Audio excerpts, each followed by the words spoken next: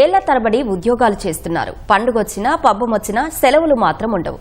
ఆఖరికి కరోనా సమయంలోనూ ప్రాణాలకు తెగించి విధులు నిర్వహించారు. వీరు లేకుంటే నగరపాలక సంస్థలో నీరు, వీధి దీపాలు, పారిశుద్ధ్యం పనులేవీ జరగవు. అంతటి కీలకమైన బాధ్యతలు నిర్వర్తిస్తున్న వారి జీవితాల్లో మాత్రం వెలుగుల్లేవు. నిత్యావసర ధరలు, అద్దెలు ఆకాశాన్నంటుతున్నా జీతాలు మాత్రం పెరగకపోవడంతో మున్సిపాలిటీ ఇంజనీరింగ్ విభాగం సిబ్బంది పరిస్థితి అగమ్యగోచరంగా మారింది. రాష్ట్రంలో మున్సిపాలిటీల్లో ఇంజనీరింగ్ విభాగంలో 12,000 మంది కార్మికులు పనిచేస్తున్నారు. కర్నూలు నగరపాలక సంస్థలో 315 మంది అవుట్సోర్సింగ్ సిబ్బంది ఉన్నారు. 10 ఏళ్లకు పైగా పనిచేస్తున్నా జీతాలు మాత్రం పెరగలేదు. మొర వినేవారు లేక గత్యంతరం లేని పరిస్థితుల్లో రోడ్డెక్కారు. నెల రోజులుగా సమ్మె బాట పట్టారు.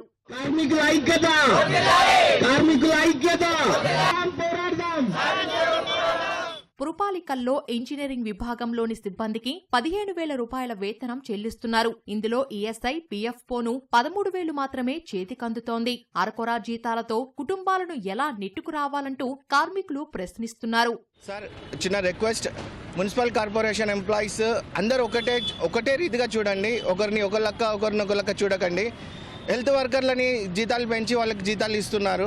కానీ హెల్త్ వర్కర్ల కన్నా ఎక్కువ వర్క్ చేస్తున్నాం సార్. స్ట్రీట్ లైట్ వర్క్ ఏమి, వాటర్ వర్క్స్ ఏమి, ఇప్పుడు దోబీ వర్కర్స్ కానీ చాలామంది ఉన్నారు సార్. వాళ్ళకి 13,000 నెలకు 15,000 జీతం అంటే పీఎఫ్, ఈఎస్ఐ కట్ అయ్యి 13,000 చేతికి వస్తుంది. హౌస్ రెంట్ వచ్చేసి ఎంత తక్కువ 5,000 అనుకున్న రెంట్, 5,000 రెంట్ పైన కూరగాయలు, కరెంటు బిల్లు, గ్యాస్ ఇవన్నీ కట్టడం చాలా ఇబ్బంది అయిపోయింది సార్. చంద్రబాబు నాయుడు గారికి మేము తెలియజేయడం ఏమనగా, సార్ మా జీతాలు పెంచండి, దయచేసి మాపై కనికరం చూపండి. మాకు వచ్చే జీతము 15,000 జీతం, 15,000 పీఎఫ్, ఈఎస్ఐ కట్టాయి మాకు 13,080 రూపాయలు వస్తుంది. ఈ 13,080 రూపాయలు ఎలా బతకాలి గవర్నమెంట్ ఇప్పుడు ప్రశ్నిస్తున్నాం. జనాలకు మాత్రం నీళ్ళు ఇస్తున్నాం, మాకు మాత్రం కన్నీళ్ళు వస్తున్నాయి. అట్లా అయిపోయింది మా బతుకులు. ఇప్పుడు చూడండి సార్, 15,000 జీతాల్లో మేము ఏం బతుకుతాం సార్? ఇప్పుడు ఇంటి అద్దె ఉంది సార్, ఇప్పుడు 6,000 అద్దె ఉంది. పిల్లలకి చదువులు ఏం చదివించుకోవాలి సార్?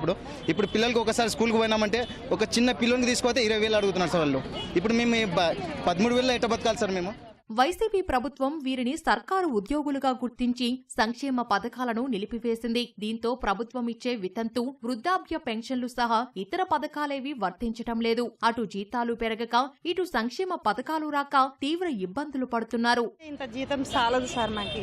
మా పిల్లలకు చదివిస్తున్నాము, ఎట్లా చదివేలా పిల్లలకి? నా కొడుకుకి ఎంబీబీఎస్ సీట్ వచ్చింది సార్, పింఛని కానీ తీసేశారు. ఇంత ఉద్యోగానికి మేమేం ఎట్లా చదివించుకోవాలా? 2 పిల్లలకి బతకలేము మేము. అసలు 2,000 కాడ నుంచి చేస్తున్నారు సార్.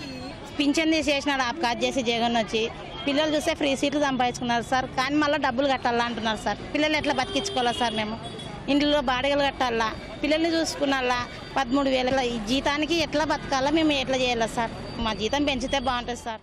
సమస్యలపై కూటమి సర్కారు దృష్టి సారించి టెక్నికల్ కార్మికులకు 29,200, నాన్ టెక్నికల్ కార్మికులకు 24,500 వేతనం చెల్లించాలని డిమాండ్ చేస్తున్నారు.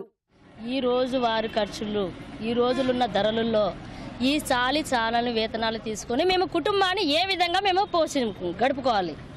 సంక్షేమ పథకాలు అనేది లేకుండా చేసినారు. ఏమనంటే మీరు గవర్నమెంట్ ఆప్కాస్ అని చెప్తున్నారు. పిల్లల ఫీజులు కట్టుకోవాలి, ఇంటి బాడలు కట్టుకోవాలి, కరెంటు బిల్లు కట్టుకోవాలి, డ్యూటీలకు రావడానికి పోవడానికి ఖర్చులు పెట్టుకోవాలి. మేము ప్రాణాలు బాగాలేకుండా మేము పడితే చూపించుకునే పరిస్థితి లేదు మాకి. ప్రజలందరికీ సేవలు అందిస్తున్నటువంటి మున్సిపల్ కార్మికులందరినీ కూడా సమాన పనికి సమాన వేతనం ఇస్తూ టెక్నికల్ వాళ్ళకు 29,200, నాన్ టెక్నికల్ వాళ్ళకు 24,500 రూపాయలు జీతం ఇవ్వాలని కనీస వేతనం అడుగుతున్నాము.